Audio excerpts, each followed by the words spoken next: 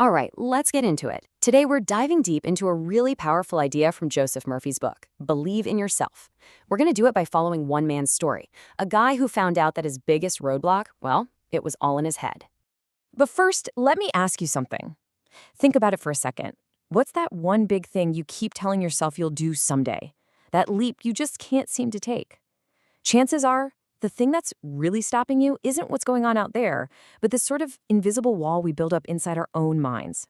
Okay, so let's meet our guy, Ashish. Now, on the outside, he's got it all figured out. He's an ambitious, successful bank manager. But on the inside, it's a totally different story.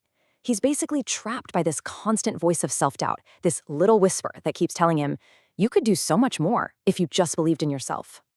And that right there, that's what Joseph Murphy calls the invisible wall of doubt.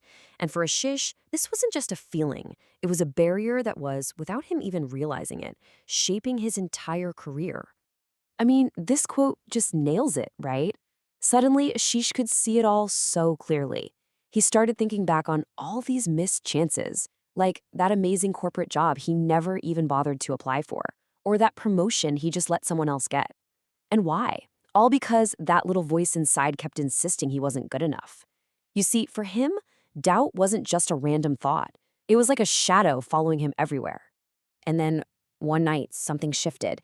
He stumbles upon this book a friend had given him, like months ago, a book he just tossed aside without a second thought, Believe in Yourself.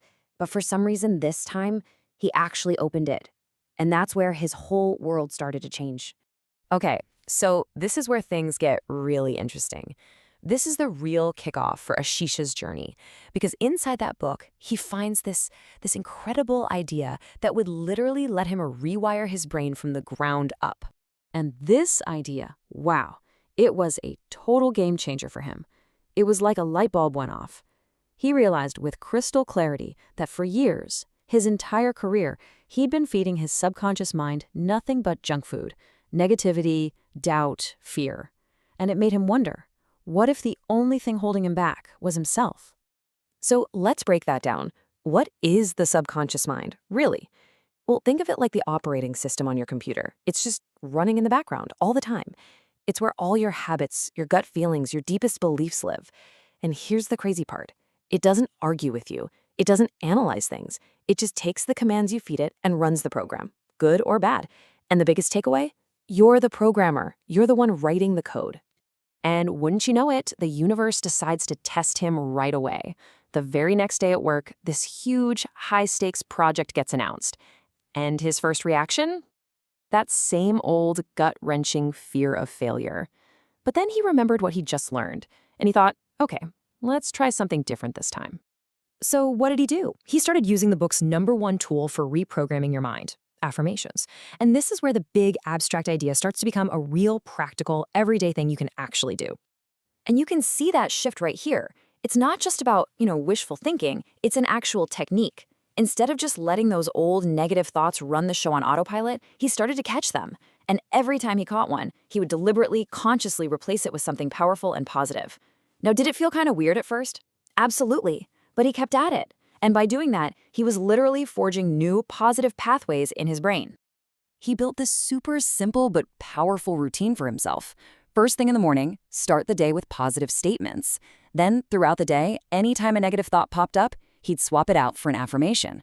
And then, and this is a big one, right before falling asleep, he'd visualize success. That's when your subconscious is most open to new ideas, so it's the perfect time to plant those seeds. And the payoff? It happened way faster than he expected. He walks into that project meeting, and for the first time, he speaks with this genuine confidence. He's sharing ideas, he's engaging, and people noticed. They made him the project lead, just like that. And in that moment, it hit him. That crippling fear he'd lived with for so long, it wasn't real. It was just an illusion he'd been creating for himself. But getting the project lead, that was just the beginning. Ashish was about to discover a really crucial lesson. If you want belief to actually stick, it takes more than just thinking new thoughts. You have to back it up with new actions. He saw that affirmations were like the spark that starts the engine. But to really get the car moving and keep it on the road, his actions had to match up with his words. He had to act like the confident, capable leader he was telling his subconscious he was. So check this out. A branch manager job opens up. The old Ashish would have just, nervously submitted an application. But the new Ashish, he started being the branch manager before he even had the interview. He started taking more initiative, making decisions like a leader would, even just carrying himself differently around the office. And you better believe people noticed. There was this one metaphor in the book that really hit home for him. It's about two birds. The first bird just clings to the branch, totally paralyzed by the fear of falling. But the second bird, it takes a chance. It dares to fly. Sure, it might fall a bit at first, but it gets back up, tries again, and eventually it's soaring. Ashish realized he'd spent his whole life being that first bird. So when they offered him the huge challenge of turning around a failing branch, he decided it was time to fly. He took the leap.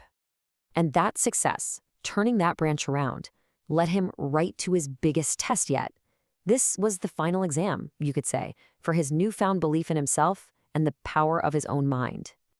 After making the failing branch a huge success, Ashish did something the old Ashish would have called completely insane. He walked away from his safe, stable banking career to become a partner in a friend's super high-risk tech startup. I mean, talk about a leap of faith. Just look at this journey laid out. It's incredible, right? He goes from being paralyzed by self-doubt to leading a major project, to becoming a manager, to becoming the guy who turns around a failing business, and finally to taking that ultimate leap into being an entrepreneur. What a transformation. And this right here, this quote just sums up everything. Ashish's world on the outside didn't change until his world on the inside did. By taking control and reprogramming his own beliefs, he literally changed his reality. And that's the big takeaway from all of this. Real, meaningful change, it always, always starts from within. You know, Ashish's story is such a powerful reminder that our beliefs aren't just a reflection of our reality, they are the architects of it. They create it. So that leaves us with just one final, very important question. The one you see right here. What are you going to choose to believe about yourself, starting today?